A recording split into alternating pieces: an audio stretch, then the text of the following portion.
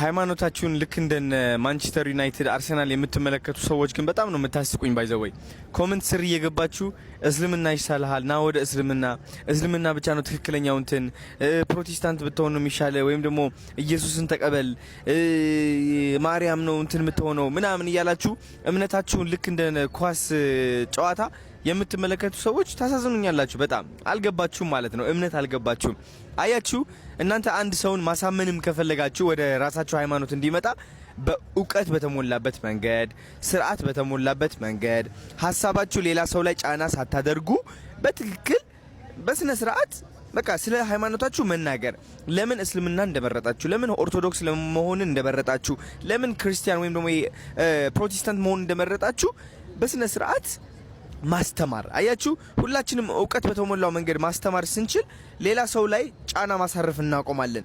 ጫና ማሳረፍ ነው በቃ የተሳሳተው የኔ ሃይማኖት ነው ልክ ያንተ ሃይማኖት የተሳሳተ ነው የኔ ነው እንደዚህ ያስጠላል በጣም። ገባችሁ አይደል? እኛ ደግሞ ማወቅ ያለብን ልዩነታችን ነው አንድነታችን።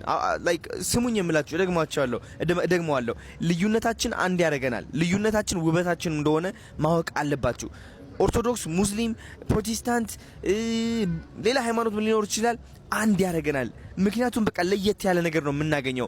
እንደውም ሌላ ሰው ላይ ጫና ከማሳረፍ አንድ ኦርቶዶክስ የሆነው ወንድማችን እንጠይቀው እስኪ ለምንድን ነው ኦርቶዶክስ የሆንከው?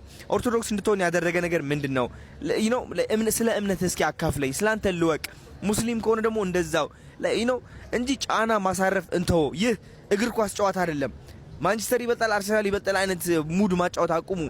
ይሄ አላዋቂነታችሁ በጣም ያሳያል ማለት ነው። ገባችሁ አይደለ? ስለዚህ እንከባበር ባለን ሃይማኖት። ላይክ ኢትዮጵያ እንደዛ ነው የምታምረው የምትሸበርቀው፣ በሃይማኖት ብቻ ሳይሆን በብሔርም ለራሱ ማለት ነው።